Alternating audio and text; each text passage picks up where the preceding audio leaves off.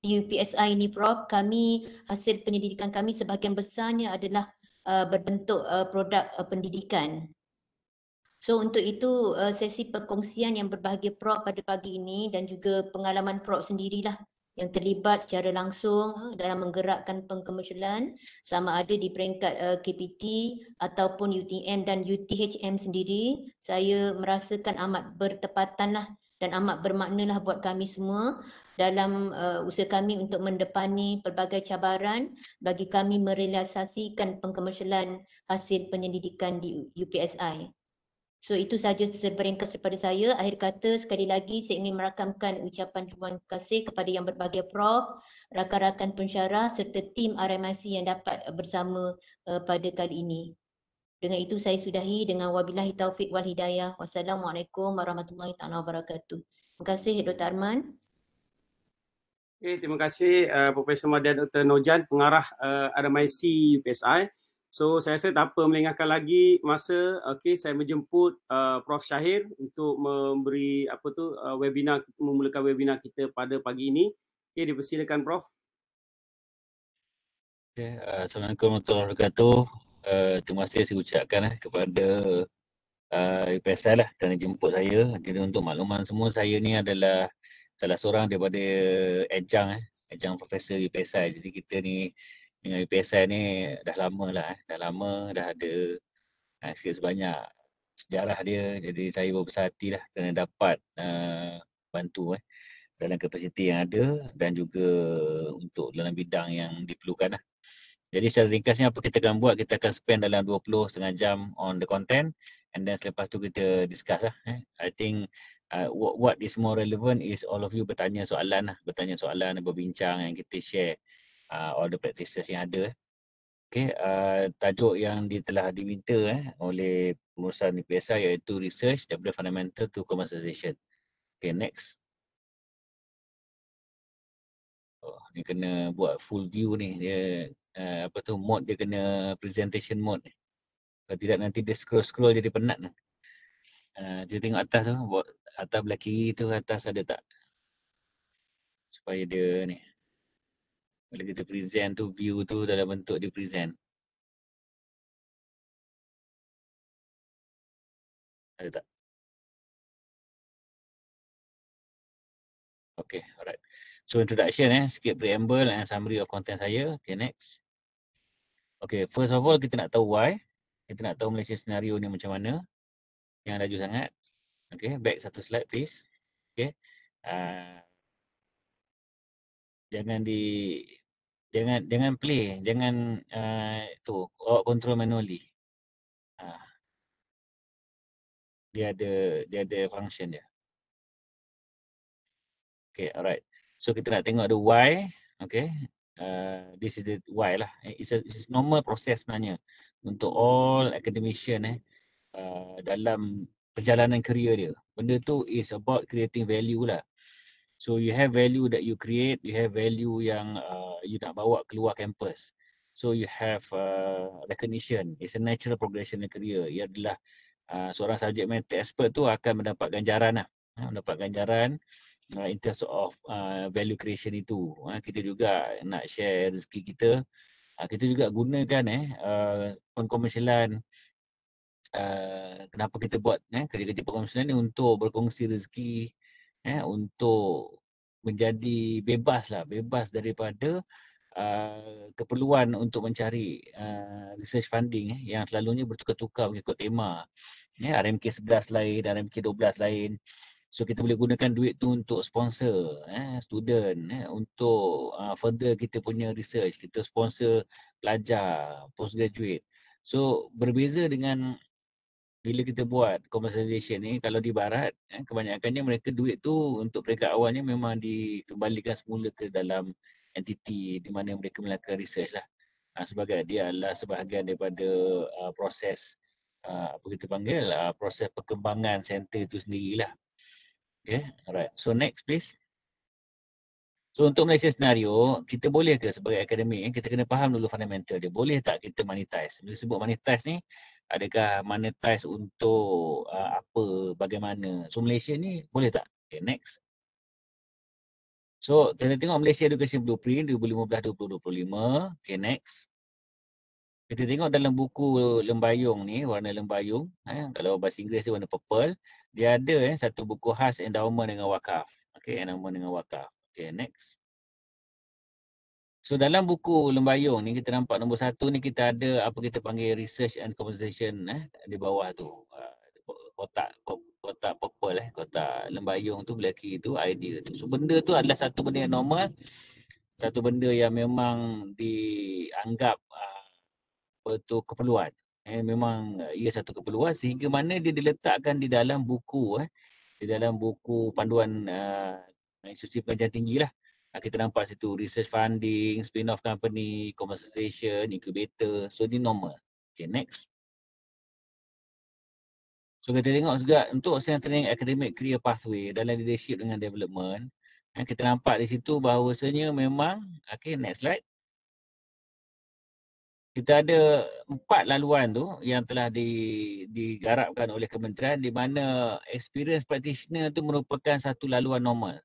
So dalam mewujudkan nilai tambah, value creation di luar bidang apa yang kita panggil apa yang kita panggil institusi pengajian tinggi ni, dia sebenarnya ada satu benda yang memang ditulis dalam buku garis panduan kita dalam kita punya apa kita panggil governance of our university. Okay, next.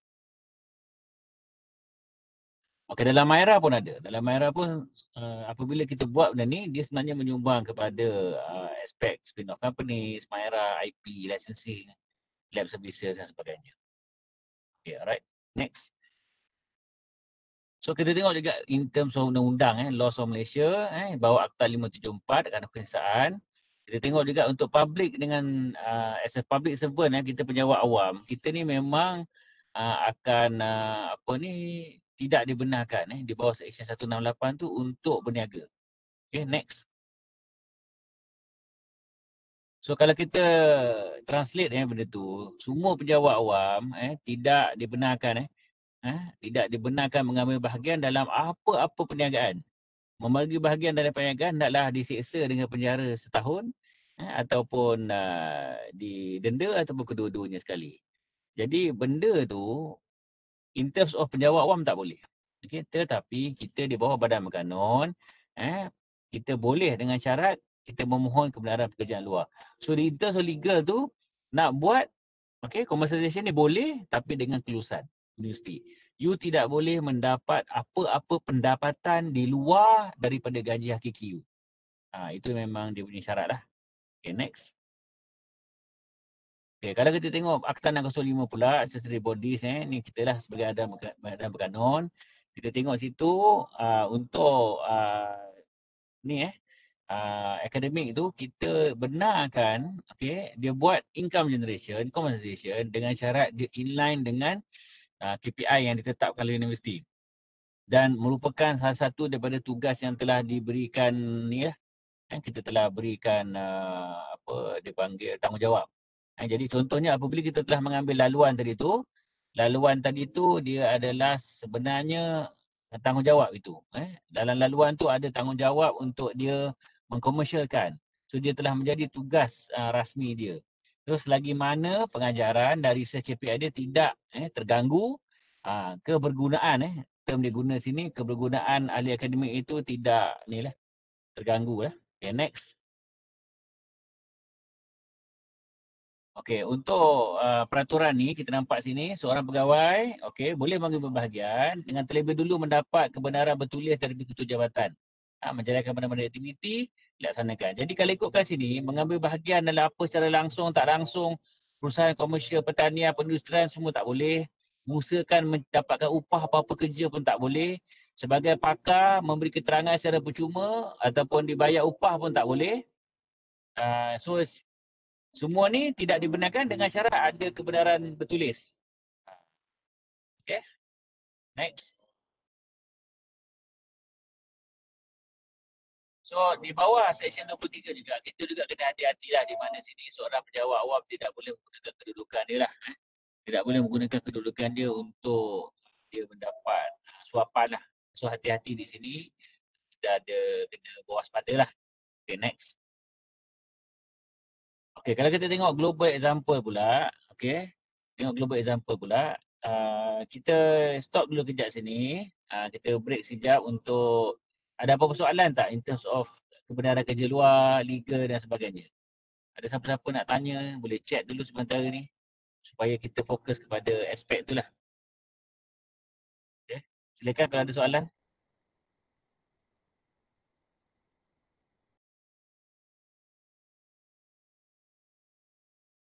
Prof, kita boleh dengar ya? Ya, saya dengar. Ada soalan ke? Silakan. Prof Syahir. Okey, Prof, Dr. Nojan. Okey, kalau dikatakan sebagai kerja luar tu, kita perlu kebenaran kan? Okey, katalah pendidik kita ni, walaupun dia menjalankan tugas itu di luar daripada waktu pejabat, masih lagi beliau tertakluk kepada ataupun kita tertakluk kepada peraturan tersebut, Prof ya? Dia macam ni. Banyak orang salah sangka. Dia kata apabila dia di luar waktu bekerja, okey, dia melihat benda tu sebagai satu kebebasan. Tapi kena ingat kita sebagai pejabat awam, kita pejabat awam hingga mati. Kita tak boleh ni. Polis contohnya kalau dia luar lepas pukul 5 dia bukan polis. Tak, dia masih polis. Okey, bomba kalau dia luar pukul 5 dia masih bomba. Kita pejabat awam, kita adalah terpakai undang-undang ni 24 jam 7 hari seminggu. So even di luar waktu bekerja, kita tidak dibenarkan untuk buat kerja-kerja ni lah.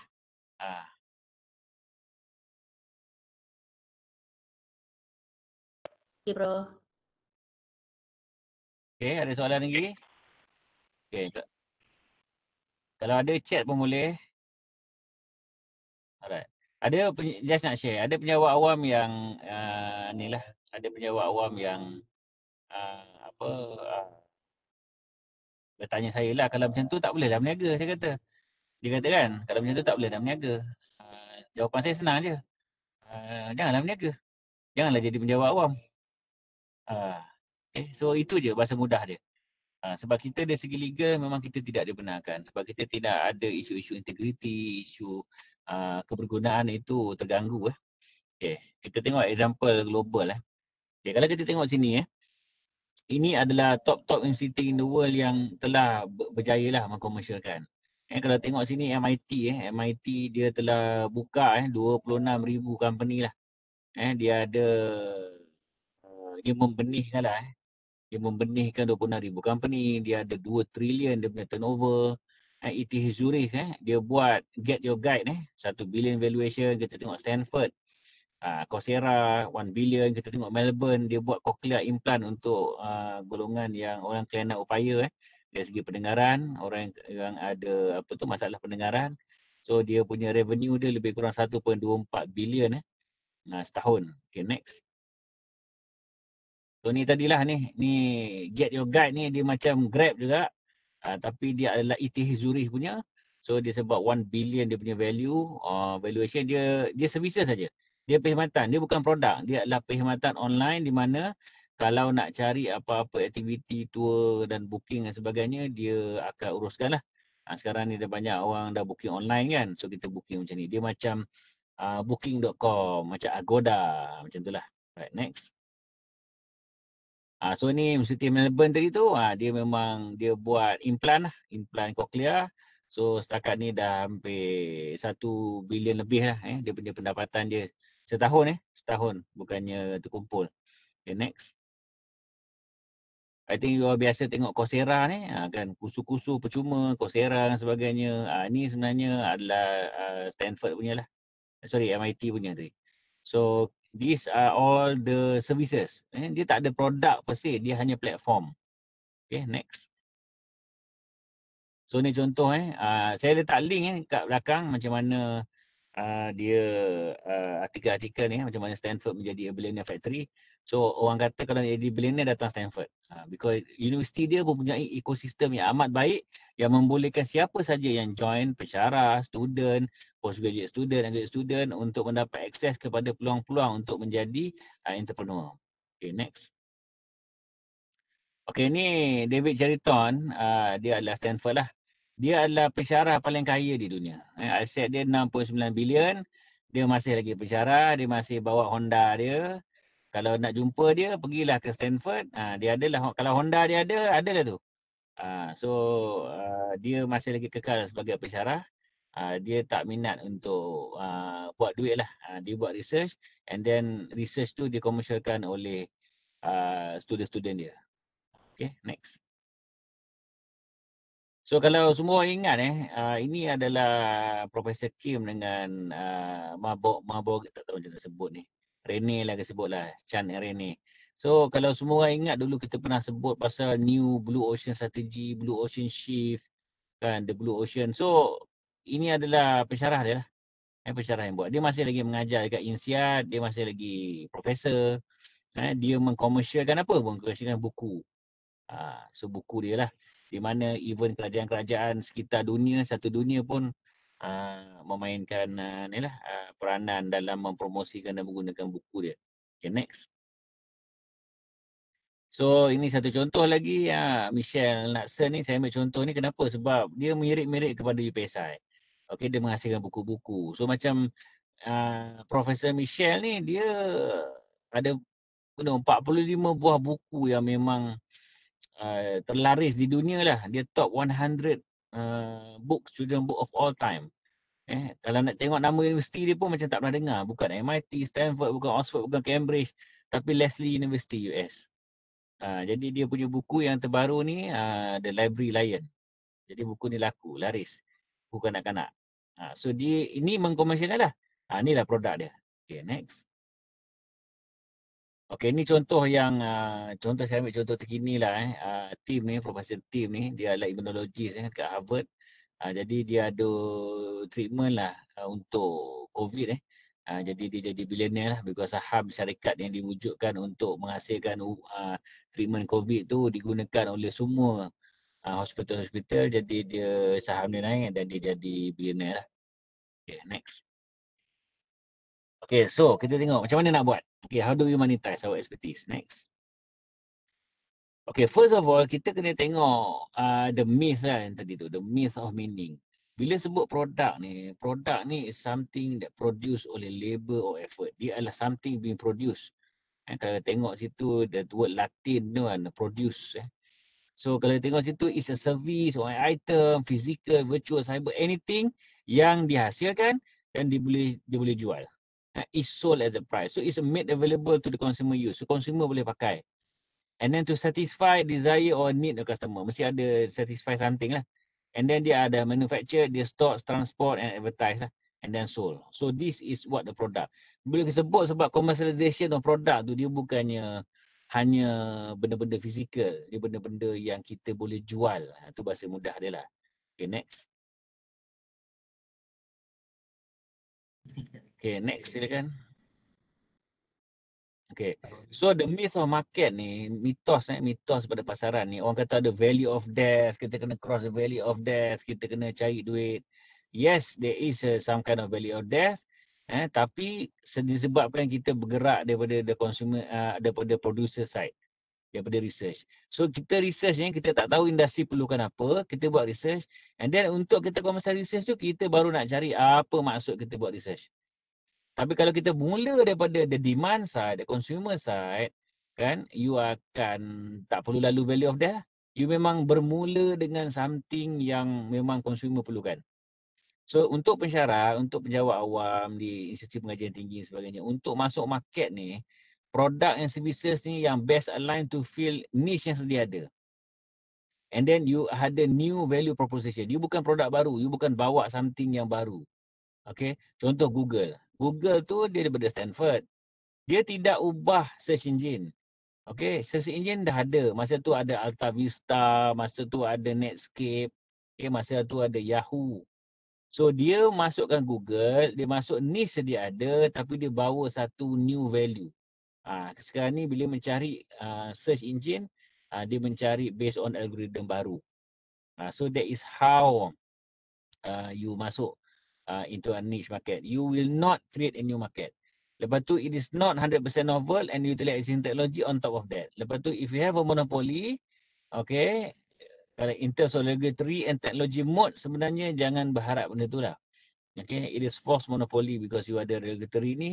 Contohnya, you guna IP, you guna oh saya patentkan benda ni, oh saya ni. So, ineffectively sebenarnya tak. Jangan berharap lah you ada monopoli based on that. Okay, there is no such thing apabila you buat you punya produk tu, okay, to have such monopoly. So, you have to buat something yang really masuk dalam existing market. Okay, next. Okay, lepas tu dia mesti inventor driven. Dia mesti orang. Dia mesti driven by orang yang entrepreneurial, orang yang kental lah. Okay, dia mesti tahu industri perlu apa. Dia perlu tahu klien tahu apa. Dia mesti dapat pengalaman outside daripada natural research domain. Okay, it is rewarded. It is based on the person. So kalau ada person ni, dia boleh start dengan satu produk, dia boleh expand to banyak produk. Okay. So kalau produk tu tak laku, dia boleh tukar produk lain. Tapi the person tu yang penting. Okay, next. Okay, ini adalah kalau kita petakan, kita convertkan di mana kalau kita tengok line biru tu adalah dalam universiti, luar universiti. So kalau kita tengok in terms of product services yang kita katakan tadi, remember services ni merangkumi semua jenis value creation yang you bawa keluar. You bawa keluar ke luar kampus. So kalau you dalam kampus, you masih lagi contoh you menjadi situ penulis buku, modul. Okay.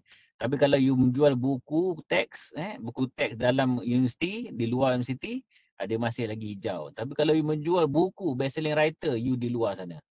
Di luar, the blue line. So what you want to be is to find yourself as daripada bawah kiri tu, lecturer biasa tu, okay, increasing in complexity dengan kompetensi, you akan bergerak keluar bergantung kepada bidang yang you pilih lah. Contoh katalah you ada YouTube channel, okay, sebagai akademik, you mungkin YouTube channel sebagai your own brand.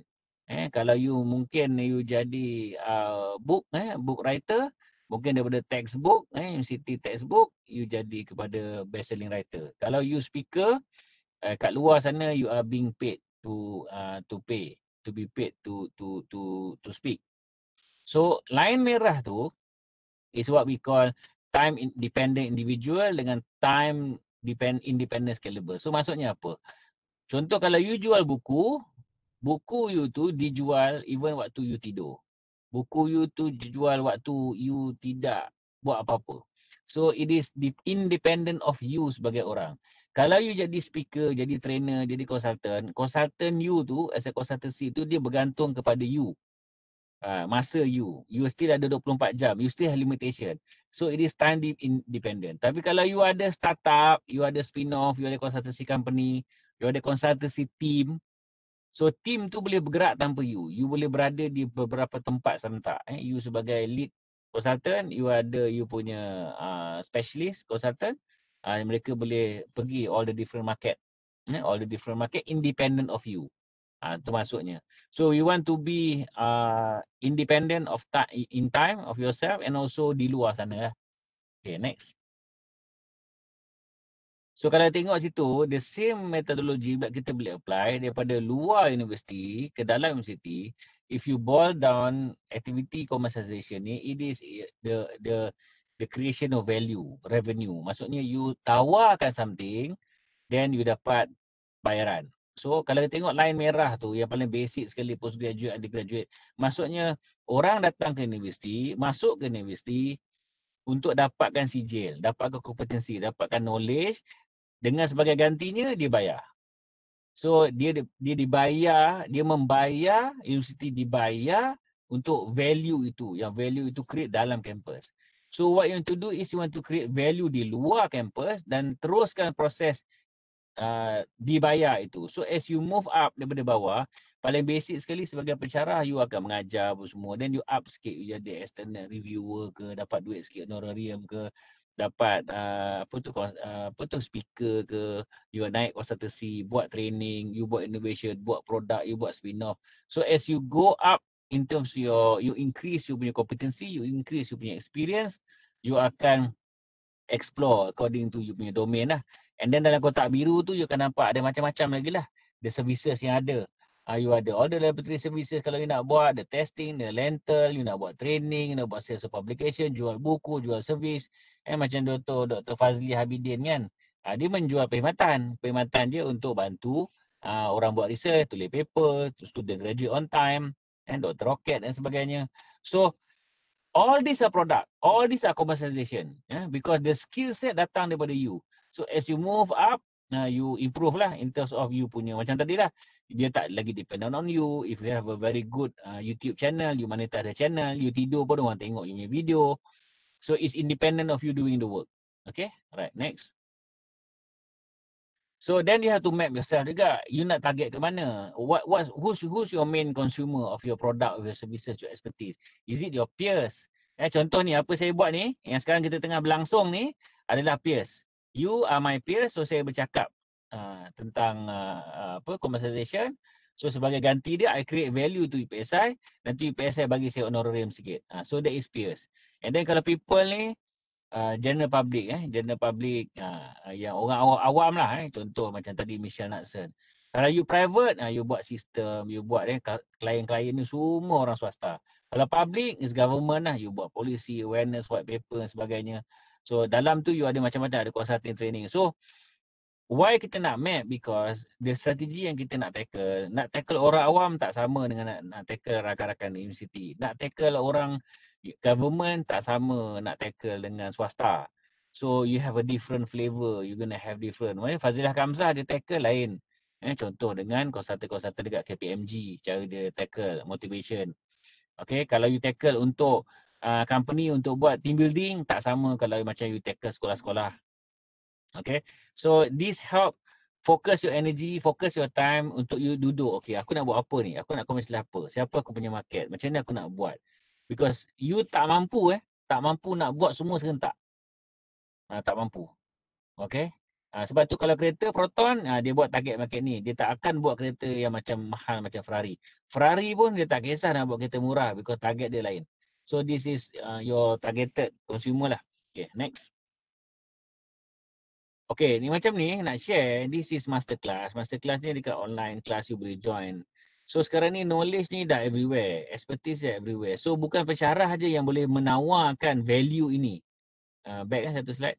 Okay, so orang-orang yang macam ni juga, orang-orang yang knowledge ni juga dia akan tahu di mana peluang-peluang untuk didapatkan knowledge. So people macam Anna Leibowitz, Jane Goodall ni semua selebriti-selebriti ni. Now selebriti ni ada opportunity untuk share knowledge dia. So kalau kita ada seorang fotografer UPSI, contoh dia pensyarah fotografi, dengan Anne Leibowitz mengajar fotografi, budak-budak akan dapat mana value? Mesti akan dapat Anne Leibowitz, tapi ganti dia adalah harga nilai yang kita bayar kepada masterclass itu. So masterclass dalam video. So you have all these people. So dalam ruang lingkup mengajar knowledge ni, untuk menyampaikan knowledge ni, you bukan lagi compete dengan UPSI, compete dengan UTP, compete dengan ni. You akan compete dengan Anna Leibowitz kot. Dia lepas ni dengan micro credentialnya, dengan certificationnya, dengan Google pun sekarang dah tak perlu degree. So the world is democratized by access to knowledge ni dah tak macam dulu. Dulu nak belajar kena masuk U. Dulu nak belajar ada pakar-pakar education dekat Tanjung Malim. Now you nak belajar boleh, cuba beza je tak ada cert je. Tak ada cert, because cert itu sebagai satu lesen. Macam you ambil lesen motor. Bila you ambil lesen motor, lesen kereta, you bawa kereta, polis tahan, oh dia ni telah dilatih, kita yakin. Insurans pun nak insurankan kereta, nak beli kereta pun boleh. Okay. It is a piece of document mengatakan you ni telah dilatih. So bezanya masterclass, Anna Leibowitz, bezanya ni semua ni, Jane Goodall ni, dia tak ada sijil yang diiktiraf. Dia masih lagi nak minta kerja, JPA kata, okay mana, masuk tak MQA dan sebagainya. So that is, maksud saya tu, false monopoly tu. False monopoly regulatory tu, memang ada sekarang, tapi dia takkan bertahan. Because people dah ada access knowledge. Kalau dia boleh tunjuk, dia boleh buat coding software, tanpa masuk universiti, dia boleh buat, katalah satu app dalam masa 24 jam. Dia tunjuk kepada Intel, okay Intel, I bagi you task, I nak you buat app ni dalam masa 24 jam. Besok bagi. Dia buat, semua dia tunjuk. Intel akan ambil dia kerja tak? Intel akan ambil dia kerja. Tak kisahlah dia tak ada sijil daripada MMU ke, daripada UM ke, daripada apa. Dia boleh buat app and dia boleh buat apa Intel nak. At the end of the day, Intel nak itu. So, be careful yang itu because the world is moving so fast sekarang ni. Everybody is going into this market. Alright, next. Okay, ni contoh yang pure knowledge lah. Pure knowledge in Malaysia punya. Kita tengok situ Prof. Jomo, kita tengok situ apa ni, Fazilah Kamsah, kita tengok situ apa ni, Dr. Hasbullah tu bawah tu UTM kan. Dia punya video 10 juta view. Dia ajar mechanical je kat YouTube. Dia ada berapa ratus ribu dah subscriber. Kita juga nampak situ dekat Shopee pun kan. Ustaz Rozaimi kita. Kan, Rozami, Rora. So, orang UPSI pun ada. Dah jual buku. So, bila jual buku, dia independent time dia. Dia tak payah jajak sana sini, letak online, letak kat warehouse settle semua. Tahu-tahu hujung bulan dia dapat royalty dia. Kita tengok Farish Noh, Fazilah Kamsah. So, these are all based on commercialization yang pure knowledge. Tak ada produk pun. Produk dia adalah diri mereka, produk mereka adalah knowledge mereka yang dipackage menjadi buku, menjadi modul, menjadi video. Okay, next. So kita tengok sini, ni perkhidmatan lah juga macam tadi Hasbullah tadi tu. Ni sebenarnya Dr. Roket, kita ada Dr. Arman, dia PhD on time. Kita ada siapa, Osman Talib. Tu semua branding tu. Those are all the kind of branding yang that is pure knowledge. Okay, so they themselves is the brand and their services is the product. Okay, next. Okay, ni contoh balik-balik contoh tadi people not product. Kita ambil dua contoh kat sini. DF Automation ni adalah UTM punya company, sales dia lebih kurang 7 juta setahun. Dan juga The Max lah. The Max pun sales dia banyak juga, juta-juta juga sebulan. Okay, next. Okay, ini Dr. Mariani, dia pun pernah datang UPSI, saya dimaklumkan, dia pun pernah bagi advice. So saya boleh next slide terus. Okay, kenapa saya nak tunjuk yang ni? Dia punya company, BioPro Cosmeceutical ni. Sales dia sekarang lebih 1 juta sebulan lah. Lebih, saya rasa 2 juta kot. Tapi kalau tengok situ, daripada 2015 sampai moving forward, dia ada modal. Tengok, sebelum dia start company, dia buat research 2016, dia dah spend 300,000 on research. 300,000 research. 2016 buka company, set up. Dapat superb teraju 500,000. Dapat 130,000. Dapat duit apa dia panggil daripada funding macam-macam lah, Sirim lah kan, Nano Malaysia lah dan sebagainya, semualah halal kan, all together I think dia dah dapat dalam 2 ke 3 juta. Okey, ini adalah kos untuk menghasilkan produk tangible tadi tu, produk kosmetik tadi tu. Berbeza dengan kalau macam buku tadi, berbeza tentang pure knowledge dia tidak ada kos. Nak start up kos tu, nak start tu dia tak ada cabaran tu. So this is the reality lah. Kalau you nak berjaya macam Dr. Mariani, ini liku-liku yang kena lalu. And then this is what kita perlukan orang yang kental. Untuk dicapai 2021 sales, dia kena start 2016 and pada itu pun sebelum tu lagi pun dia dah ada a lot of support system. Okay, alright, next. Okay, things to do. Things to do kalau tengok sini, kalau in terms of university management, lepas tu financial management university kena evolve, kena allow enterprising individual to flourish, kan? Kena ada garis panduan baru. Saya dimaklumkan oleh Dr. Nojan tadi telah ada garis panduan baru, so congratulations.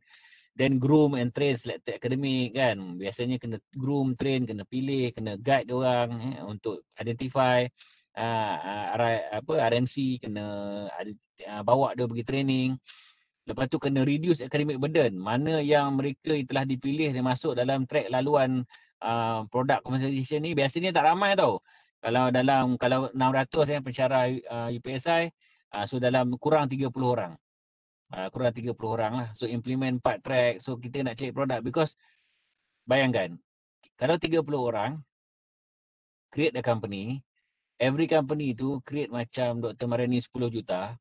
So itu adalah valuation 300 juta. Valuation 300 juta that dia ada macam-macam spillover effect kepada UPSI. Contohnya student boleh kerja, LI, part time, dia boleh bagi endowment, sponsorship. So that's 300 million ringgit value kalau 10 million each kali 30. So that's 300 million, that is more than the budget operasi UPSI. Tapi daripada mana? Daripada 30 orang je. Okay. Back. Cepat now slide. Okay. So lepas tu kena train lah.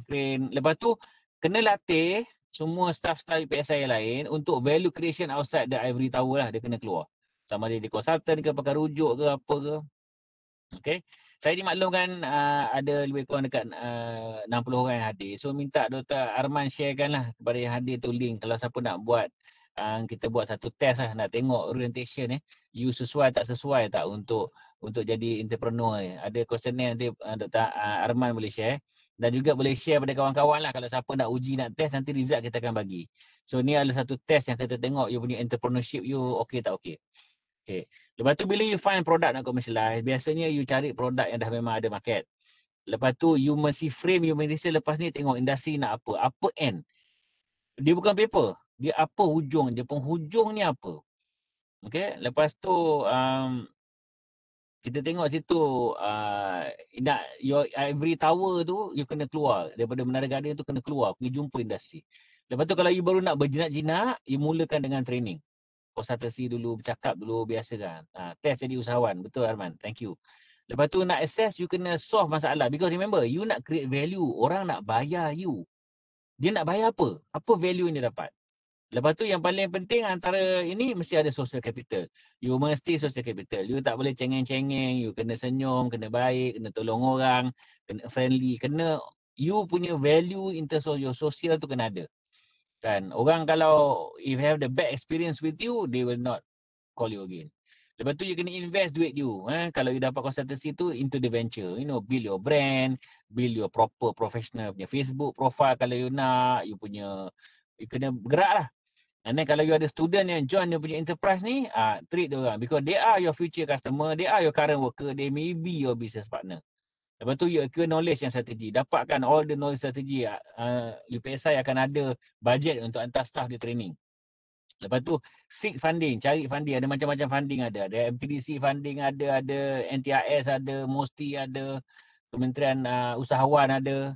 Lepas tu yang last sekali pesanan saya, jangan tinggalkan akademik. Walau sekaya mana pun Dr. Mariani Demek, dia masih tidak tinggalkan UTM. Sebab kalau you tinggalkan universiti, nama you ada, Dr. Arman, nanti dia akan jadi apa? Dia akan jadi doktor ni mungkin beli kot. Sebab you tidak attach dengan mana-mana universiti. Okay, ni doktor ni samalah macam Dr. Azizan ke, yang orang petikaikan PhD dia. Samalah dengan Dr. Ali Syukri ke, yang orang petikaikan PhD dia. You mungkin terjerumus dalam tuduhan PhD beli, padahal penat-penat buat PhD. Kan? So jangan tinggalkan akademik sebab dunia akademia ni sekarang ini telah evolve untuk membolehkan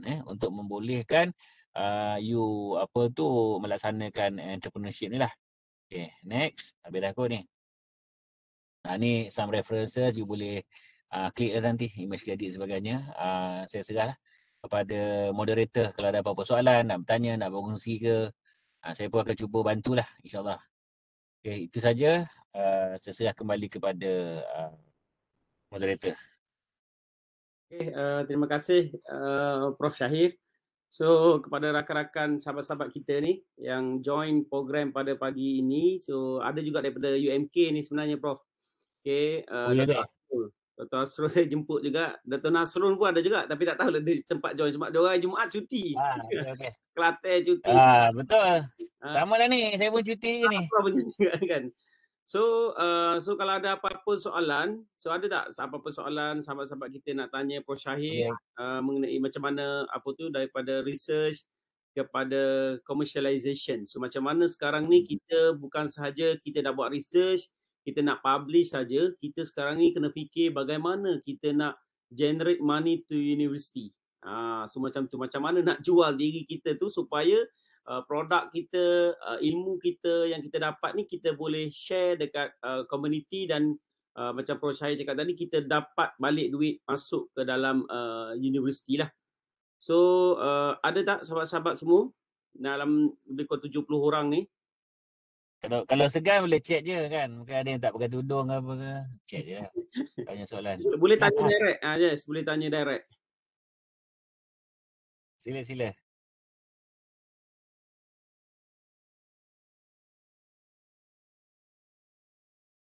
Ke dia orang tak boleh on ni chat. Chat mute kan semua orang chat.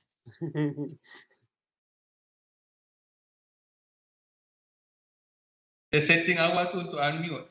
So siapa yang nak ni? Sana. Yang kat tangan tu kan macam tu. Dia buka. Ya, macam mana? Memang kita benarkan. Oh ni penulis, sorry. Ed, kau ada pengalaman tak buat benda ni, Ed? Tak, yang baru tu. Ini yang lama tu tak ada masalah. Ini baru bro, webinar. Dia macam webinar ni. Ada tak kawan-kawan kita yang ada soalan? Saya rasa mesti ada ni kan. Diorang ni bersemangat ni sekarang ni. Tu dekat chat tu ada. Ni chat with everyone. Okey Prof, Okey, semasa menunggu rakan-rakan kita bertanya soalan tu. Okey, pengalaman Prof sendirilah. Okey. Bagi rakan-rakan kita yang banyak membuat perkhidmatan kan services, macam mana cara atau kaedah yang terbaik yang boleh kita tap mereka untuk aktiviti pengkomersialan kita di peringkat universiti? Kaedahnya tu Prof. Apa kaedah nak tap dia orang? Oh, belum apa-apa dah nak tap ni. Jangan dulu. Jangan dulu. Yelah kaedahnya Okey, lah macam mana cara dia. Prosedur dia alright. macam mana. Sebab Prosedur dia. ada dengan IP ataupun tidak. Itulah yang lebih spesifik lagi. Okey, alright. Dia macam ni. Apa-apa pun bila sebut perkomersialan, apa saja perkhidmatan bila sebut komersial ni mesti dibayar lah. Betul tak? Dia mesti ada fee. Kan? Dia ada fee item tu lah. So kalau dia tak ada fee tu, fee sabilillah tu, itu tak payah tap lah. Okey, kenapa kita kena tap? Kita kena tap because sebagai pensyarah, kita diberi tanggungjawab lah kerja hakiki kita untuk bersyarah. Jadi apabila kita keluar daripada tugas itu, contohnya kita keluar macam saya ni, contoh saya bagi talk ni kan. Okay. Dia telah mengambil masa dan mengambil expertise yang saya bina dalam kerangka kerjaya saya sebagai pejabat awam. Jadi sebaiknya benda tu dikembalikan semula kepada universiti lah. Dalam bentuk-bentuk yang tertentu, in terms of peratusan dan sebagainya. Itu dia punya premis dia. Okay. Kita expect that when you monetize your expertise, certain values must be returned back. This is only fair. Okay. How you nak turn back itu bergantung kepada semua. Kepada semua orang, semua mesti ada rule yang berbeza. UTM tak sama dengan UTHM, UPSI pun tak sama, kadar peratusan tak sama. Tapi satu benda yang memang wajib, memang kena tap. Because dia tidak, kalau baca peraturan 4, Akta 605, dia tidak membenarkan you dapat duit tu tanpa kelulusan ketua jabatan. So kita buat tu and kita pun nak pulang balik. Kita ambil contoh macam ni. Katalah you buat perundingan. Katalah dekat UTHM. UTHM you buat perundingan, duit kita dapat tu sebagai ganti kepada masa kita. Sebagai ganti kepada kerja kita. So katalah contoh you dapat satu projek perundingan 10,000. UTHM akan tap 10%. So 10% daripada 10,000 tu adalah 1,000. So 1,000 tu adalah hak universiti. 9,000 adalah hak you. So 9,000 tu ambil lah. Ambil lah dan sebagainya. Kita tak ada masalah yang tu. Memang ambil. Because kita nak you monetize. Tapi sekurang-kurangnya, orang kata apa, daripada RM10 tu, RM1 bagilah pada universiti. Sebagai timbal balas, kita telah membina kerjaya kita, kita membina nama kita, kita membina kita panggil brand kita kan, dengan kedudukan kita sebagai seorang pensyarah, seorang ilmuwan. So kita pulangkan macam tu lah. How to tap tu dia, Dr. Nojan, macam-macam cara tap. Ada cara tap ikut lalu benari, ada cara tap LNPT tahunan, ada tap 10%, ada tap 3%, ada tap 12%. So benda tu bergantung. Saya tak nak go spesifik macam mana nak tap because macam-macam cara nak tap. Contoh satu cara nak tap. Pensyarah bebas buat, ni contoh satu. Pensyarah bebas buat perundingan, bebas. Katalah dia buat perundingan, dia tak perlu masuk duit dari universiti pun. Dia cuma bayar universiti 10% je. So katalah dia buat perundingan 10,000. Dia bayar kepada bendahari 1,000. Jadi dia declare dalam LNPT dia terus 10,000. Sumbangan dia kepada universiti tu adalah dia create value bernilai 10,000 di mana 1,000 telah diberikan kepada universiti dan universiti tak perlu pun urus takbir duit dia potong lalu bendahari apa. Bendahari terima duit bersih je 10%. Itu satu cara. Ada satu cara lagi, satu universiti ni semua yang masuk dalam tempoh bekerja tu semua kena masuk. Hatta RM300 pun kena masuk. Tapi kalau di THM saya tak nak benda tu sebab paperwork nak kerajaan ni nak manage projek 100,000 ni nak manage duit 300 borangnya sama banyak je. So yang itu kita letak satu had di mana honorarium bersifat peribadi yang dibayar bukan based on project base seperti speaker, honorarium, facilitator, pembantu, external examiner. Okey macam ni saya bercakap ni saya akan dapat honorarium sikit. Yang ni dikecualikan daripada pengisytiharan. So the rules tu bergantung pada universiti masing-masing. Prof, saya tertarik yang Prof cakap tu tadi yang dapat contoh dapat 10,000 dan penyelidik atau hanya bayar 1,000 saja kepada bendahari. Tetapi dia isytihar dalam LNPT dia contoh 10K. Kalau macam tu, kalau dari segi Maira, dia counted ke Prof walaupun duit tu tak ada masuk yang total tu 10K kat situ. Dari segi evidence-nya tu. Maira dia tak kira 10, dia kira 1 je. Oh, okey, dia akan kira yang 1K saja. Tapi kenapa saya fikir itu strategi yang baik? Because dia hanya hadkan ini untuk apa kita panggil perundingan runcit. Benda kecil-kecil. Kadang dia dapat upah programmer 15,000. So dia mesti ada satu had ceiling kepada satu nilai yang kecil. Jadi dia lebih kepada untuk staff yang baru nak mula, baru nak berjinak-jinak. Kan, katalah kita ambil staff buat perundingan macam tu 5,000, 10,000, 7,000, 3,500. Kalau kita campur-campur pun, dia tak akan boleh menandingi section F1A. F1A dalam Maira tu mengatakan kena ada yuran postgrad. Total dalam Maira tu dia punya kumulatif dia adalah 20 juta. Tidak mungkin. Tidak mungkin dia akan dapat perundingan runcit yang sebegitu banyak hingga dia menidakkan yang yuran postgrad tadi. Impossible. So atas spirit tu saya rasa dibenarkan untuk sebagai budaya untuk menggalakkan. Okey, terima kasih Prof. Okey, boleh share. Ada soalan? Prof, ada dekat chat tu soalan. Itulah. Saya baca macam mana? Pilihlah sebab moderator pilihlah yang mana yang you rasa sesuai untuk ni sebab kadang-kadang ada ni kan saya tak boleh baca lah. Saya klik je dia terus keluar chat. Okey Prof. Yang ni daripada Zira Shabela. So maksudnya Zira ni dia minat lah untuk macam mana kita nak komersialkan produk. Cuma soalan dia agak umum lah, nak rangka perancangan yang betul dalam bidang ini. Mungkin maksud dia mungkin dari segi masa mengajar dan sebagainya, sebab tu mungkin ditentukan oleh universiti lah kan Prof. Cuma bagaimana dia ni nak merancang betul-betul daripada career path dia tu, daripada mula sampai dia boleh terlibat dengan bidang komersial ni. Okay, alright. Dia first kali kita kena tahu kita ada minat tak.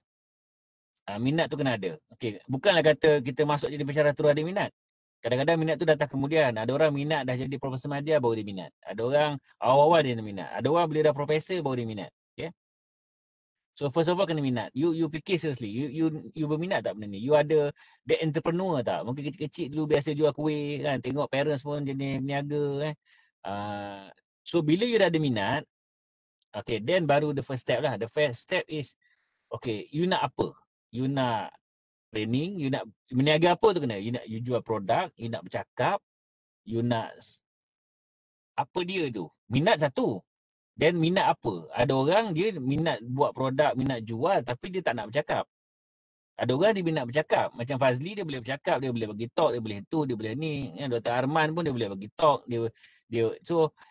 so tengok tu dulu and then apa yang lain semua boleh buat. Contoh yang kita ambil katalah pensyarah tu macam Dr. Rahman Talib ataupun Dr. Roket yang bantu pensyarah ataupun student supervise untuk graduate. So dia first kali skill dia kena ada bercakap. Okay, dia bersyarah, dia boleh bercakap. Tapi dia kena ada passion, dia minat, dia akan engage. And then susulan daripada itu akan terkeluarlah benda-benda secondary lain, macam dia keluarkan buku, keluarkan video, modul-modul, Patreon channel, material konten-konten lain, infografik ke apa ke yang dia monetize kemudian. Tapi dia mesti ada satu prinsipal dulu. Dia nak bergerak atas apa? Atas bercakap, atas jual produk. Okey, minat dan nombor satu minat, nombor dua dia nak platform apa dia nak bercakap. Okey, katalah macam tadilah Dr. Mariani. Okey, Dr. Mariani selepas dia jual produk, dia dah berjaya, then dia dah mula bercakap, dia dipanggil untuk bagi talk, jadi motivational speaker dan sebagainya. Rentetan daripada yang dia start jual produk tu. Okey.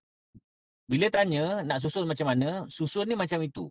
Because tidak mungkin you bergerak serentak dalam semua bidang. Dalam semua aspek of benda tu.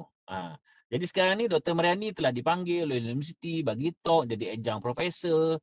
Lepas tu dia pun dapat sedikit income daripada training dia, daripada buku dia, daripada how to commercialize your product. So tapi dia berstart dengan produk. Macam Osman Talib, dia start dengan dia punya services dia, dia bantu, dia kelas-kelas dia dan sebagainya, dia bercakap, and then nanti mungkin dia boleh keluar buku, orang beli buku dia, mungkin dia keluar modul, mungkin dia ada video channel, mungkin dia buat YouTube content, lepas tu YouTube content dapat monetize. Okay. Once dia dah pilih tu, okay.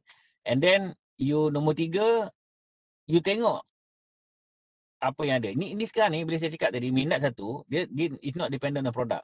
Dia minat dulu. Nombor 2, you nak apa dulu? Cakap dulu, jual produk dulu, apa dia? You punya roh ni nak apa? Okay. Dan ketiga, baru tengok you nak buat apa. Baru tengok bidang, baru tengok benda ni. Katalah you kata, oh ni you kata you nak natural product lah, natural product. Tengok dulu saya mungkin dapat, katalah you pergi mana-mana, you dapat idea.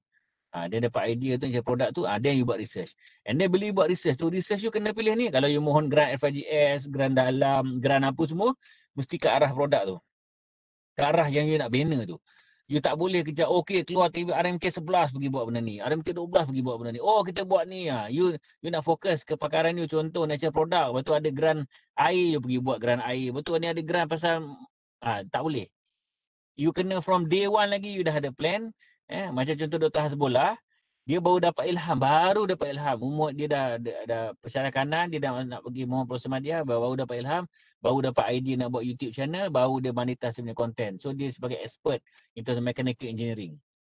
So daripada situ nanti akan ada nanti. Tapi dia punya platform dia adalah video, dia bercakap.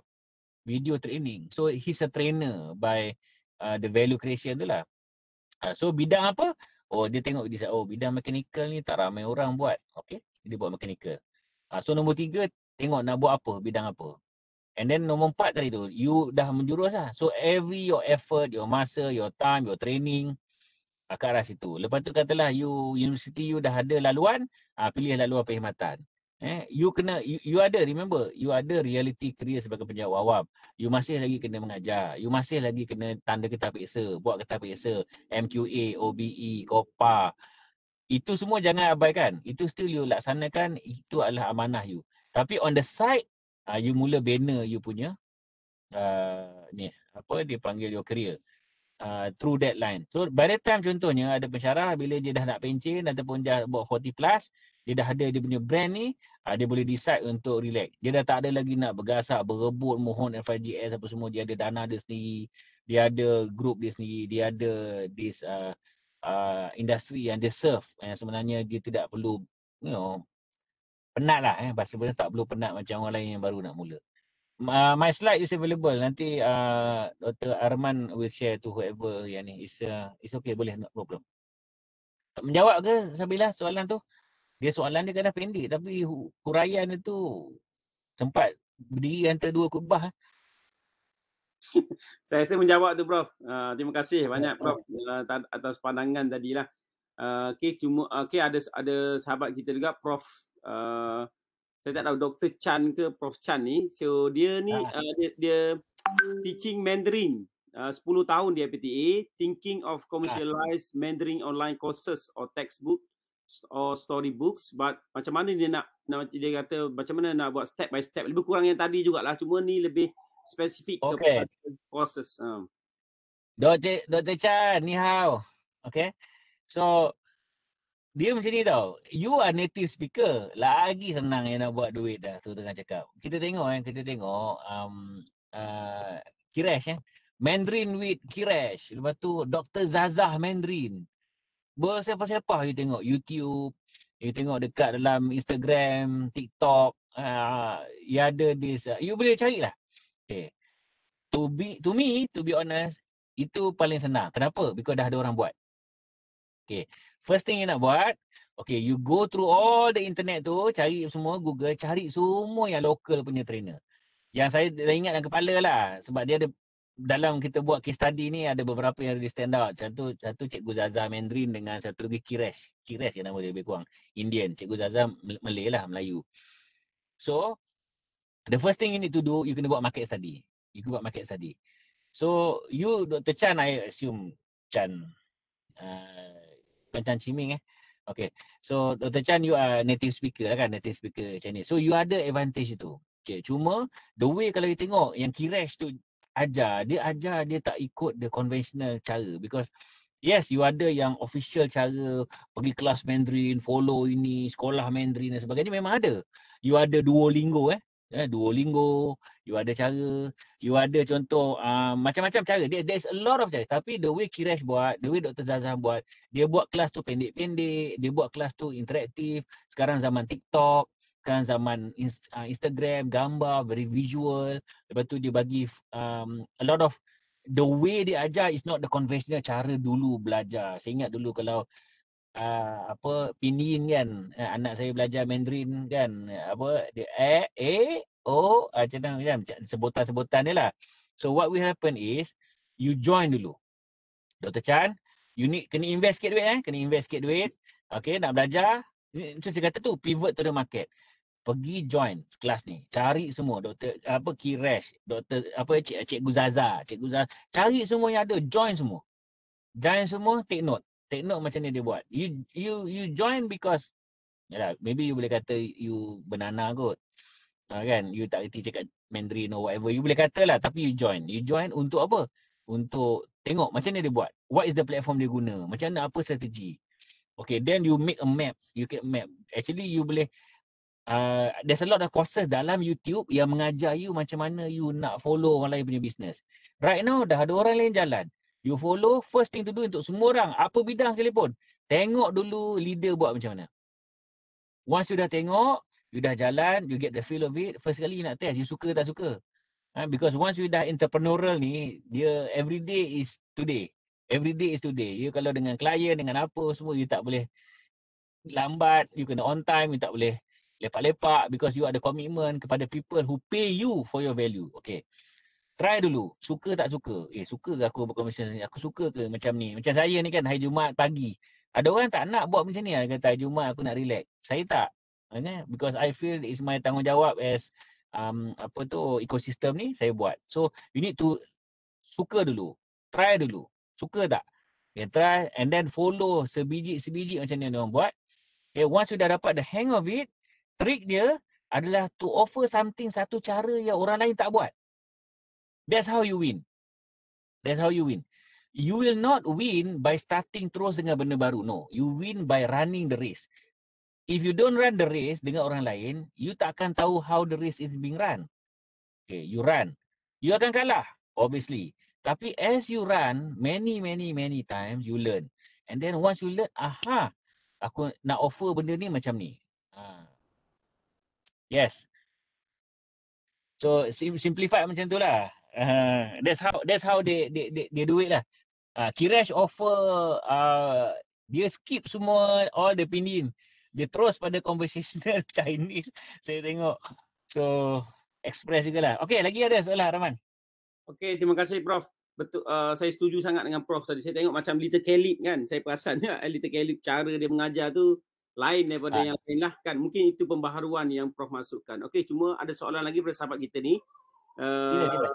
Dr. Abdul Halim Masnan. Okey, salam. Produk berbentuk digital, MOOC, YouTuber apabila mempromosikan bidang kepakaran tapi bukan melalui grant penyelidikan dan mendapat keuntungan. adakah menjadi hak universiti juga? Itu kata apa tu Dr. Halim Masnan tanyalah. Maksudnya Prof Ham kan? Okey. Okay, alright. Dia macam ni. Sebab apa? Di Malaysia ni dia punya so-called garis panduan dia belum sophisticated. Jadi kita agak terkebelakang lah dalam untuk memastikan ruang lingkup regulation governance tu mencakupi macam tadi tu YouTube dan sebagainya. Okay. Tapi satu benda yang kena buat. You kena minta kebenaran ketua jabatan. In this case, kalau universiti awam, kebenaran you tengok pada pecah kuasa. Kalau atas sekali nak chancellor, bawah dia mungkin ICC. Mungkin RMIC ke ICC ke, ataupun ada orang letak dekat pusat usahawan ke. Kan? Dia bergantung kepada your hierarchy. Tapi kebenaran tu mesti berlaku. Okay. Risiko dia apa tau? Risiko dia. Katalah you buat benda ni kan, tak ada kebenaran. And you berjaya. You berjaya income. Kalau biasa YouTuber ni boleh dapat lah busuk-busuk 15 kan, 15-20 ribu boleh dapat lah kalau you ada significant number of ni lah channel. You boleh tengok dalam YouTube macam mana orang YouTube memonetize ilmu dia. Okay. Ada banyak konten. Okay. So you dapat katalah 7-8 ribu, 10 ribu sebulan. Ada satu saja komplain, surat, okay. Surat mengatakan okey, pejabat awam ni telah ni. Kalau sampai situ, kalau kena ambil tindakan tanpa kelulusan, awak kena shut down everything. Macam tu je habis. Dia tak dibenarkan langsung. Because kerajaan ni, kalau dia relax. Tapi sekali dia ambil tindakan, memang gedebuk kena lah. So sekurang-kurangnya kalau dia nak mulakan tu, lalu proses mekanisme tu, daftarkan kebenaran kerja luar tu. Sama ada nak bayar ke tak bayar ke, berapa persen ke, berapa banyak hak UCT ke, itu tolak tepi dulu. Dapatkan kebenaran dulu. Itu nombor satu. Lepas tu nanti kalau ada, katalah you dah daftar. And then universiti you kata, tak apalah, buatlah duit. Buatlah, jadilah YouTuber. Buatlah. Follow lah. Tapi kalau universiti you ada rules and regulation mengatakan, okay, you kalau you buat YouTuber, you kena laporkan, you kena bagi penyata, you kena ni. Itu lain cerita lah. Tapi the first thing you need to do, dapatkan kebenaran kerja luar, dapat kelulusan. Nombor dua, pastikan you punya hakiki tidak terjejas. You punya student you, you kelas you dan kena buat betul-betul, ajar subjek, peksa semua supaya tidak menimbulkan risiko serta ancaman kepada you punya aktiviti. Orang boleh komplain, orang boleh hantar surat layang, orang boleh jaki, dengki. Okay? You buat tu semua supaya kita tak ada isu. Jadi kalau ketua jabatan panggil, ada orang komplain, ada student komplain. Tak ada, saya ada ni semua, ada kehadiran semua saya ambil, student semua, exam saya mark, ini saya punya rubrik, follow semua. Because at the end of the day, pusing apa cerita sekalipun, you masih pejabat awam, you adalah pensyarah yang telah diberi amanah untuk mendidik. So you buat yang tu. Okay. Lepas tu yang ketiga, katalah you dah buat tu, you dah hakiki ni, and then katalah universiti you dah nak laksanakan lah. So you patuhlah pada pelaksanaan itu. Tapi saya minta bila you bergerak benda tu, jangan bergerak sebagai satu brand yang asing. You bergerak dengan brand universiti. Katalah Dr. Arman dia buat Dr. Arman kan. Jangan Dr. Arman dia tak cakap dia UPSI. Biar dia cakap dia UPSI because at the end of the day, universiti ni dia bukannya nak halang you. Universiti ni pada saya, dia nak you berjaya. Because you are part of the brand. Jadi UPSI boleh kata, tengok kita ada selebriti internet, YouTuber seperti Dr. Arman yang telah membantu 600,000 orang pelajar graduate GOT. So it is part of the brand. Universiti ni bukan nak duit you sangat. Dia lebih nak pastikan bahawanya kebergunaan you tu tidak tergugat. Dan you melalui proses-proses di mana dia tidak menimbulkan masalah. Kan contohlah kena saman ke, ada benda, ada litigation, lawyer, ada masalah. So universiti ni tak nak macam tu. Tapi untuk mengatakan, kalau kau buat duit, universiti ni memang nak duit. Tak. Universiti ni akan gembira apabila dia have the right ecosystem, dia akan ada staff-staff yang berjaya, dia akan ada selebriti-selebriti, dia akan ada ekosistem yang menggalakkan percambahan entrepreneur ni. Cuma kita dalam proses kat Malaysia ni sekarang baru nak berkembang. Ada universiti yang ke depan, ada universiti yang ke belakang, ada yang masih. So, it's a process. So, do it, but then you evolve. According to macam mana kita evolve kita punya ni lah. Kita punya governance. Yap. Ada lagi? Okey, terima kasih Prof. Okey, soalan daripada Puan Muhaida. Prof, kalau boleh sharekan macam mana pengkomersialan pakar rujuk. Pakar rujuk. Pakar rujuk. Hmm. Okey, katalah kita ambil pakar rujuk. Saya ambil saya lah, Saya ni apa Arman? Saya pakar rujuk apa Maira. Maira. Maira. Okey. Trik nombor 1 yang pada yang bertanya. Bila you pakai rujuk, you tak boleh kata you tau. Saya pakai rujuk tak? Saya kena tanya Arman. Arman yang mengesahkan. Klien you, orang di luar yang mengesahkan. Oh, Prof Syahid dia Maira. Nampak dia yang sebut. Saya tanya Arman, saya kata Maira. Okey. Itu nombor 1. Kalau you masih lagi terpaksa beritahu orang, kan, oh saya Maira. Tak jadi. Maksudnya you belum jadi pakai rujuk lagi. Okay. Pakai rujuk tu maksudnya you telah dirujuk oleh orang and then orang tu memang kalau sebut you tahu tu lah. Okay. First of all, pilih satu skop bidang. Skop bidang you nak jadi pakar tu. Sebab you tak mampu nak jadi pakar semua. Okay, you bukan Ibn Sina. Okay, pakar astrologi, pakar medicine, pakar tak. Zaman sekarang ni you dalam orang yang macam-macam kita tengok berbagai expert pun dia ada satu skop bidang. So you pilih satu. It could be bidang you, okay, it could be bidang lain lah. Macam saya, walaupun saya ni dari segi PhD semuanya, saya adalah computational biology, saya adalah bioinformatics, saya adalah bidang komputer lah. Saya boleh buat lagi, saya masih lagi tulis paper, saya masih lagi involve research tu. Tapi orang kenal saya based on Maira. Okay, universiti tak panggil saya berdasarkan research saya. Okay. Bila saya buat Maira, saya kena buat everything pasal Maira. Saya kena tahu Maira luar dalam atas bawah kiri kanan. Saya kena tahu apa instrumen, saya kena tahu section F apa dia, G apa dia, E apa dia, apa strategi, apa instrumen, apa bahan dia. Saya kena tulis paper pasal Maira. Mungkin tak banyak tapi ada 1-2 paper. Saya kena tahu pasal management. Okay. First of all, pilih satu bidang. Nombor 2, tahu everything about the bidang. Kena tahu. You have no option but to know. The moment you tanya orang tu, saya Maira, Arman tanya saya, Prof, kalau untuk Maira ni macam mana Prof? Betul dia kata, Arman, saya tak sure Arman. Hampa tak Arman? Kecewa Prof, kecewa. Kecewa. Lepas tu, dah lah kecewa. Dan hati kau terdetiknya. Kata pakar rujuk. Macam mana boleh tak tahu? Okay? So that's why nombor 2. You kena tahu. You have no choice. You have to know what you have to know. Okay. Then, nombor 3 pula, then you keluar. You keluar, cari the opportunity untuk meletakkan you dalam dia punya geng tu.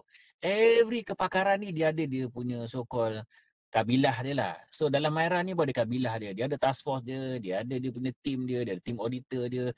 So you kena tahu benda tu kat mana. Okay, dekat KPT, kena ada benda ni, lepas tu kena involve siapa yang akan panggil Maira. Semua RMC.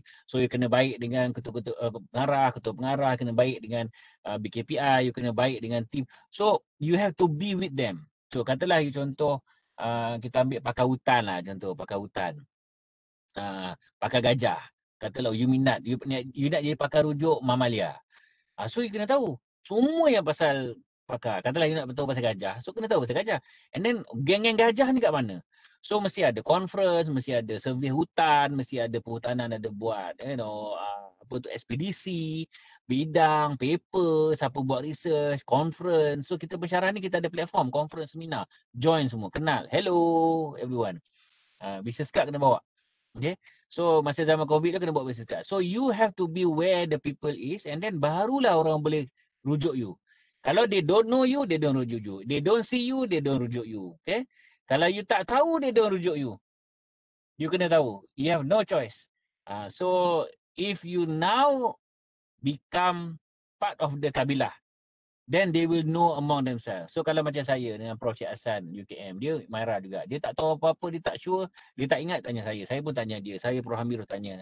So kita ada that group. And then kita akan kekal dalam group tu selagi mana kita ni bring value to the group lah. To the group. Okay. So then after that, you akan pilih lah pakai rujuk macam mana. Macam ni, bagi talk, bagi speech, bagi bengkel, strategi. Jadi, dalam bila you are in the team, then with your client pula, you set you have the luxury of setting apa you nak buat, cara macam mana. Tapi only after all these three you dah decide lah, you pilih apa dia, you know everything that needs to know. Maybe you tak sampai 100% lagi, tapi as you start to go that direction, you akan gain knowledge and then you lepak dengan orang yang dalam bidang tu. Because bidang tu akan luas. Dia tak sempat nak cover semua. Tak sempat nak cover semua. So you will be among the people who knows opportunity yang ada lah. Right. Then nombor 4, you deal dengan you punya client lah. You in the way dia orang nak. Macam saya dah tahu dah. Kalau UPSI mana nak panggil saya, dia mesti panggil Jumaat. So saya kena make sure Jumaat saya clear lah. Macam tu. Okay. Okay, boleh Prof. Terima kasih kepada soalan tadi. Harap menjawab. Saya nak clear juga dengan Prof tadi. Yang Puan Muhaidah punya itu mengenai pakar rujuk lah. Yang saya faham tadi, Prof cakap pakar rujuk ni tak semestinya dalam bidang dia lah. Maksudnya dia kepakaran ni orang panggil dia. Contoh kan, kita ada juga sahabat-sahabat kita daripada UPSI ni, contohnya dia bidang komputer contohnya kan. Cuma dia dapat training daripada MDEC dan sebagainya. Jadi dia ni banyak orang panggil dia jadi macam mana nak train usahawan, nak buat Facebook marketing, nak buat Google marketing, YouTuber. Tapi bidang asal tu dia adalah komputer. Jadi boleh ke dia kalau dia nak claim sebagai konsultan, contoh ada orang hire dia sebagai konsultan ataupun pakai rujuk tadi boleh lah. Cuma dari si konsultan tu macam mana pula Prof? Okay, dia macam ni. Kadang-kadang orang komputer, katalah dia punya PhD ke research di algorithm. Tapi dia dipanggil untuk set up online shopping. Betul eh? Betul-betul. Okay. Kita ada pensyarah yang saya kenal. Dia ni mathematician, pakar matematik. Tapi hobi dia ajar orang macam mana nak jual Lazada dengan Shopee. Okay. So macam mana you ni jadi pakar rujuk? Satu, orang rujuk you lah macam tadi. Yang keduanya, you dibayar. Okay, macam contoh ada ahli yang lecturer matematik ni, yang saya kenal ni. Nak belajar dengan dia Arman, satu kelas RM5,000 Arman. Kenal. Kau kenal. RM5,000. So bila orang bayar you, bila you dibayar, dia tak payah risau menjadi konsultan tak konsultan. Kalau dibayar tu konsultan lah tu. Cuma bila kita kata yang konsultan yang kata diiktiraf dan sebagainya tu, dia sebenarnya bila kita pergi kepada macam projek-projek kerajaan kan, kadang kita ada tender, kadang kita buat hantar proposal pada kementerian. Katalah contoh Kementerian Usahawan kan, dia nak buat satu program untuk latih belia untuk jual online, ataupun ibu-ibu tunggal, ataupun SME, ataupun Felda nak panggil untuk apa tu, warga Felda untuk belajar macam mana nak jual online produk-produk di Felda. So bila nak propose pada Felda, propose pada kementerian, dia mesti ada background lah. So background tu kena match lah sikit. Ataupun you mesti ada satu track record. Ataupun you dah kenal, orang dah recommend you apa semua. So to build up that brand, to build up that name, dia require, itulah tadi. Lagi mudah kalau you dah memang bidang komputer and then you opt sikit. Daripada you langsung tak ada lah, contoh lah macam, ambil saya ni lah, biologi, pergi kepada management. Research management. So saya punya pakar rujuk ni as a research management, termasuklah semua commercialization, IP. Saya kan certified technology transfer. So dapatkan all that credibility ni through the whole process lah. So as you build you punya career, you kena dapatkan benda-benda yang boleh menjadi testimoni lah. Okay, macam tadi tu, dia pensyarah, dia ajar Lazada, Shopee. So dia kena dalam dia punya proposal ke portfolio ke, dia mesti katalah telah melatih 1,000 orang. Ni apa semua. Lepas tu kena tunjuklah dia pun berjaya. Okay, dia pun berjaya. Okay. Macam ambil contoh macam saya. Okay, untuk menunjukkan I have credibility dalam research management, I have to tunjukkan universiti yang saya guide, dia improve. So saya boleh kata contoh, saya telah bantu UPSI, bintangnya naik. Saya telah bantu UM, bintangnya naik. Saya telah bantu UMK. So itu untuk membina kredibiliti saya dalam pakar rujuk merah. So kalau macam biologi pula, ada lain pula. Saya kena tulis paper, saya kena ada buat-buat benda tu lah. Kalau dari segi teknologi transfer, commercialization, okay, saya ada sejarah saya di ICC, okay, saya ada orang-orang yang saya groom, saya guide. So you build your credibility as you progress through time lah. So Kalau start awal-awal tak sama tak apa Rahman. Nah, tapi once you kata you dah choose untuk benda tu, make sure testimoni dan credibility tu ada lah untuk back you up. Okey, boleh. Terima kasih Prof. Ada sahabat-sahabat yang tanya jugalah saya. Okey. Ada lagi soalan ni daripada sahabat kita Puan Muhaida. Dia kata yang pakai rujuk tadi, pakai rujuk tu universiti boleh tak ambil portion? Biasanya macam mana experience Prof dekat UTHM, UTM dan sebagainya? Biasa pakai rujuk ni dia ambil portion ke tak untuk bendahari dan sebagainya? Okay, again ini jawapan saya ni bergantung kepada universiti masing-masing. Universiti masing-masing ada different policy, different worldview lah. Worldview dia tak sama. Okay, macam contoh kalau kita tengok RU perangai dia lain.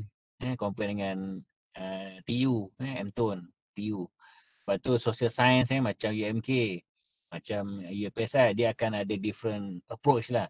So saya tak boleh kata spesifik kena macam tu, dia bergantung pada outlook masing-masing. Okay. Tapi untuk menjawab soalan dalam konteks UTHM, konteks UTM, okay, macam UTHM, segala apa yang bawah borang WP 1.8, dia kena tahu tu WP 1.8, okay, untuk mendapat honorarium dari segi menjadi penceramah atau facilitator, benda tu kita tak ambil. Kita tak ambil portion. So, mana-mana yang atas kerja individu. Contoh, you jadi penilai, examiner. Okay, you menjadi tiba judge dekat ITEC, dapatlah 500. Examiner 300. You baca TC Master dapat 100. You jadi facilitator, 700 dapat. Kalau ikut borang WP 1.8, boleh Google untuk proses media ke bawah RM150 sejam. Untuk jawatan utama lebih kurang RM300 sejam. So you ada kadar-kadar tu. Okay, untuk kerja-kerja individu, liability individu, tanggungjawab individu, itu biasanya kita tak ambil.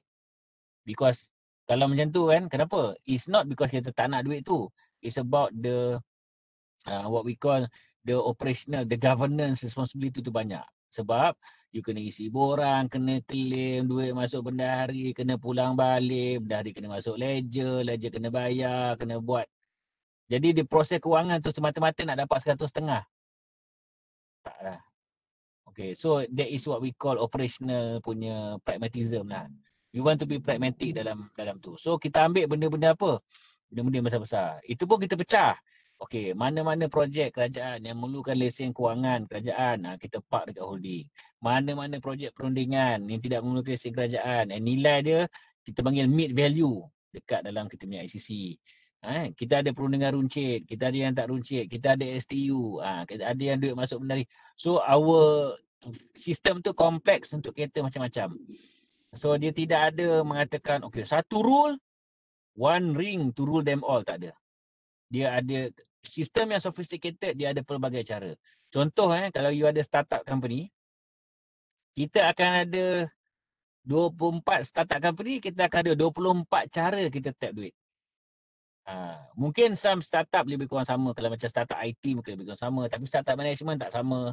Startup ni lain. Kalau special purpose vehicle lain. Kalau training lain. So dia akan berbeza.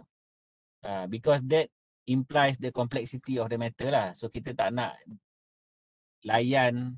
Contoh orang services. Orang yang ada startup, orang yang based on pure knowledge, tak ada cost You nak layan dia sebiji macam orang engineering yang duit dia habis dekat kos beli alat. Kan? So reimbursable dia tak sama. So it's not to have only one rule lah. You should have at least multiple rule untuk multiple situation. Okay? Harap menjawab. Okay, terima kasih Prof. Penerangan yang sangat baik tadi. Okay, so ada juga sahabat-sahabat dia tak tanya dekat ni, tanya dekat WhatsApp ada juga. Okay, terima kasih sahabat saya ni. Okay, dia tanya pasal spin off dengan startup Prof. Since UPSI akan kita tengah buat garis paduan baru lah untuk startup dengan spin off. Okay, soalan dia, adakah spin off dengan startup ni, adakah dia perlu dia ni macam tadi lah pakai rujuk, pakai bidang ataupun kena wajib daripada research yang ada IP? Pandangan Prof dari segi dekat KPT, dekat UTHM dan UTM. Macam mana tu Prof? Okey. Alright, untuk syarikat macam spin-off startup, dia sebenarnya dia satu term tau. Ada orang kata spin-off lain with startup, ada orang kata startup macam ni, ada orang kata spin-off macam ni. Tapi untuk kerajaan telah menggunakan istilah apa kita panggil syarikat terbitan universiti. Any syarikat yang terbit daripada ekosistem universiti, tak kira oleh pelajar, tak kira oleh staff, tak kira daripada spin-off, tak kira startup, tak kira daripada knowledge, tak kira daripada research, keluar syarikat, kita panggil syarikat terbitan universiti, STU. Okay. Ada universiti panggil syarikat hiliran, ada universiti panggil syarikat pemula. So, genre dia panggil STU. Okay. STU ni pula, dia wujud because dia tak ada cara lain. Tak ada cara lain untuk commercializekan that intellect. You kena ingat, bila you nak mengkomersialkan, you mengkomersialkan ilmu, knowledge. Because at the end, dia pusing kat mana pun, university is a knowledge-based economy. It's a knowledge base. Daripada knowledge tu sama ada datang daripada research ke, datang daripada ilmu yang you kumpul ke, datang daripada tacit knowledge ke, it's knowledge base. Bila knowledge base, then from knowledge tu you keluarlah produk, you jadi pakar rujuk, you jadilah whatever. Okay. So syarikat ni, STU ni hanya wujud apabila tak ada cara lain untuk mengkomersialkan. Macam tu. Itu sebab dia wujud. Okay, contoh macam ni. Contoh katalah you pakar rujuk. Pakar rujuk, you memang ada buat training consultant, MARA panggil you. Okey, mungkin kerajaan negeri Johor panggil you buat training usahawan macam tadi kan. So training semua projek RM10,000, RM15,000, RM20,000. Lepas tu tiap-tiap bulan masuk kan. Worth it tak nak buka company untuk manage this? Kata duit tu boleh lalu ICC. And then ICC ambil persen. Because ICC dia ambil persen, dia bukan kata ambil persen bodoh je. Dia sepatutnya menguruskan dia punya invoicing, billing, everything semua. Kerja-kerja pengkeranian itu dia ambil alih oleh ICC atau RMC. Sebab tu kita bayar dia 10% ke 15%. Kalau dia just nak keluar cek minta persen pau tak buat apa, dia tak payah bagi 10%. Banyak RMC tak tahu benda ni. Dia akan ni hak universiti ni. Tak. You kena buat kerja-kerja kerani tu. Invoice, billing, DO, PO. Benda tu semua. Kutip hutang. Katalah kan, you buat dengan MARA. MARA tak bayar. Bukan you yang kutip hutang. RMC kena kutip hutang. So, that value you masih boleh laksanakan, you masih boleh create dengan melalui platform-platform sedia ada. Okey, katalah platform-platform semua dah memang tak boleh. Okey, macam mana yang kata tak boleh sampai kena keluar STU tu? Okey, contoh kata macam ni. Contoh macam UTHM, dia baru launch drone.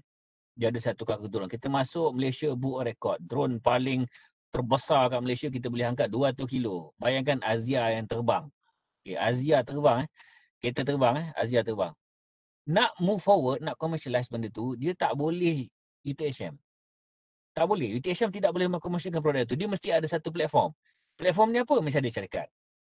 Okay, bila syarikat, barulah boleh dapat funding, barulah bank nak bagi loan, barulah boleh kita licensekan IP dia, barulah kita boleh dapat dana daripada MOSTI, MDEC, barulah kita boleh dapat pinjaman. So, dia mesti satu entiti yang bertanggungjawab. So, masa tu kita create STU. Okay, kita create STU untuk dapatkan apa dia panggil opportunity dan membolehkan kita mengkomersialkan. Anak syarikat UTHM tak boleh. Bukan anak syarikat UTHM, dia sebenarnya holding company, dia adalah bertanggungjawab untuk mengkomersialkan bisnes-bisnes yang ada yang dia sepatutnya zero risk. So sekarang ni apa yang berlaku, syarikat STU drone diwujudkan, dia boleh dapat pinjaman bank, dapat drone, dapat bisnes, and dia perlu run. Okay, contoh lagi satu, kenapa kena buat STU? Okay. Contohlah kata, you dapat satu konsultansi projek, you besar projek 5 tahun. Untuk buat services, contohlah GIS services dekat luar sana. You bayar you Petronas. Petronas bayar berapa? 16 juta, 6 juta, 10 juta, 5 juta, yang besar-besar. Okay, tak kisahlah dia buat projek apa. Tapi the point is dalam projek tu, you kena gajikan orang. Okay. Katalah untuk projek ni bermula, katalah you ada TNB, katalah monitoring drone untuk semua talian TNB ni, projek dia worth 8 juta untuk 4 tahun. 2 tahun untuk monitor, pastikan semua kita punya talian high power line apa, 275 kV power, 33 kV ni semua, drone pantau. Nak buat projek tu, nak kena ada manager, nak kena ada engineer, site supervisor, drone pilot, nak kena semua tu. Sebab tu harga dia 8 juta 4 tahun, 1 tahun 2 juta. Bila buat benda tu, siapa nak buat? You nak buat? You mengajar. Nak suruh ICC buat, RMC buat? Cik Ed takkan nak bawa drone Cik Ed. Kan? So dia terpaksa gajikan orang. Terpaksa gajikan orang, you tak boleh lantik bawah ICC, tak boleh buat RMC, nanti kena masuk pejabat pendaftar, kena buat lantikan, kena ni, kena tu, kena gaji semua di PH. So kena wujud satu syarikat sebab nak gajikan orang. Itu sebab kena ada STU. Kadang-kadang macam Mariani, dia ada produk nak terima duit. Duit daripada teraju, duit daripada dana-dana macam ni, dia perlu bagi syarikat, dia tak boleh bagi universiti.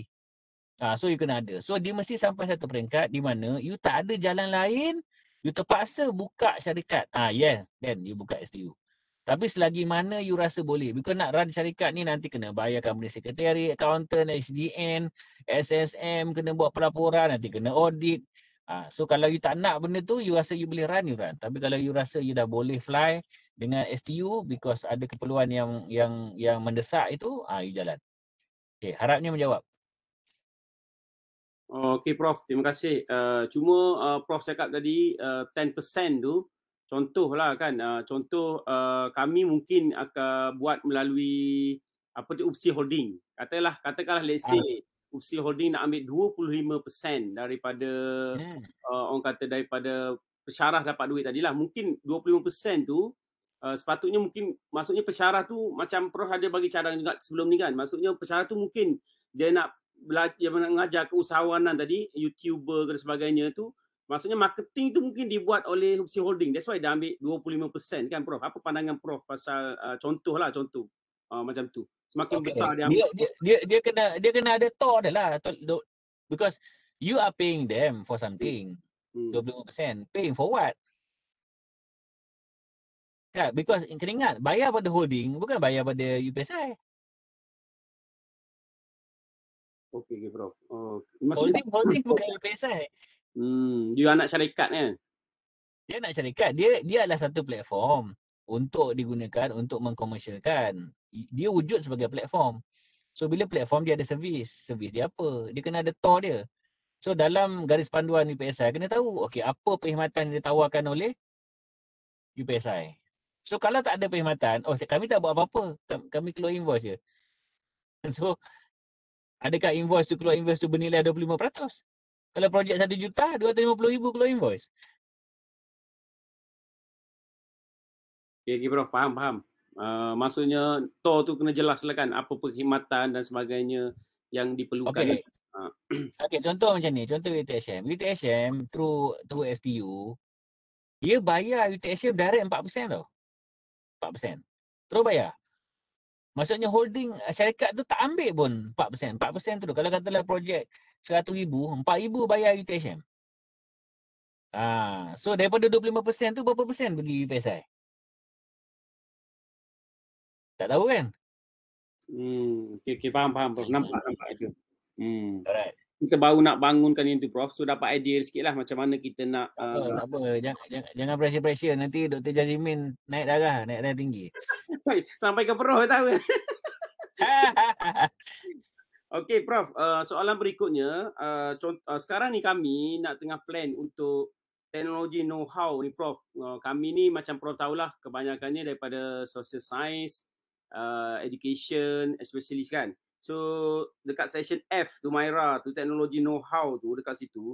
So bagaimana kami nak strategizekan Prof untuk kami dapatlah teknologi know-how licensing tu yang dimasukkan oleh Myra tu mengikut UPSI punya apa tu niche lah. Tak, know-how tu ada ilmu lah. Ilmu yang dilesenkan. Contohnya teknik ataupun proses. Yang contohnya biasanya dijadikan dalam bentuk software lah. Bentuk software. Katalah contoh you bina satu know-how. Know-how you, okay. Know-how you bagi budak-budak satu test, you tahu budak-budak ni boleh jadi autistik ke tidak. You boleh menjangkakan dia autistik ke tidak. Katalah kanak-kanak early intervention 3 tahun, 4 tahun.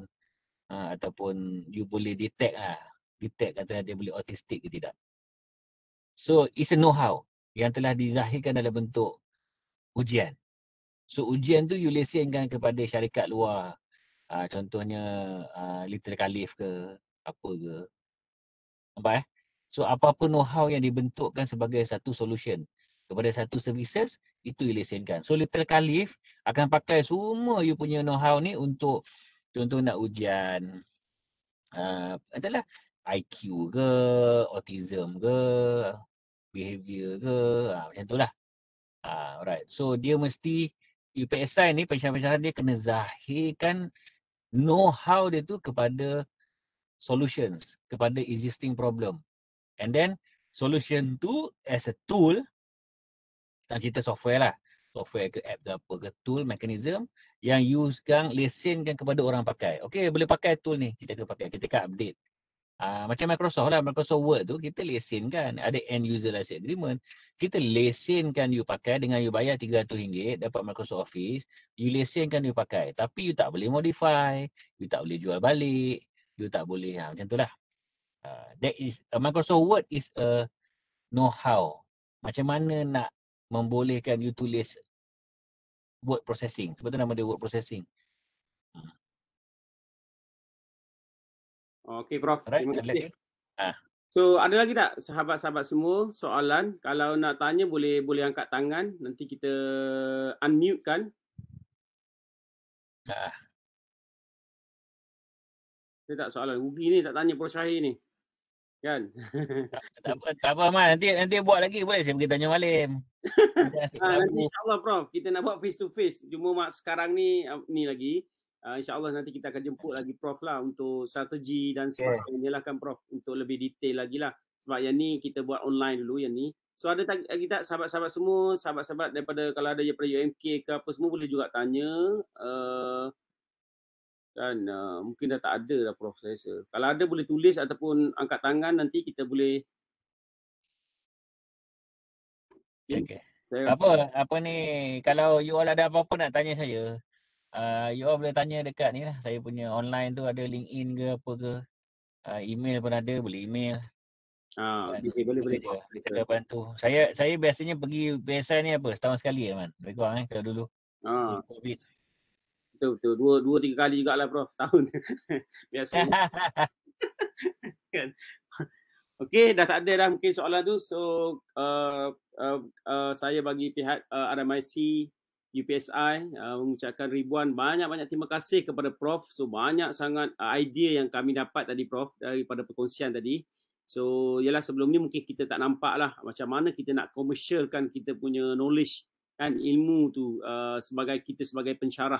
Sebenarnya banyak peluang seperti yang Prof cerita tunjukkan contoh-contohnya tadi.